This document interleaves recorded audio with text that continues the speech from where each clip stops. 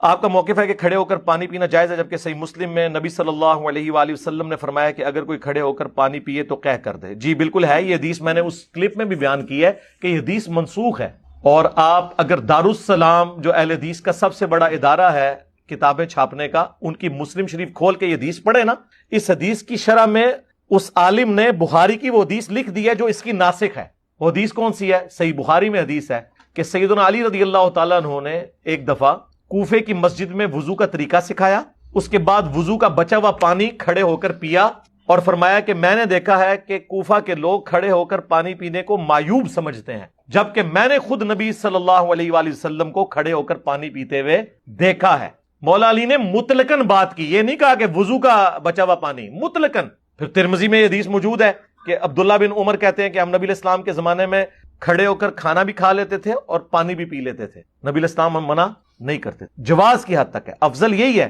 کہ بیٹھ کے پیے، لیکن یہ جواز موجود ہے۔ سنن نبی داؤد کے اندر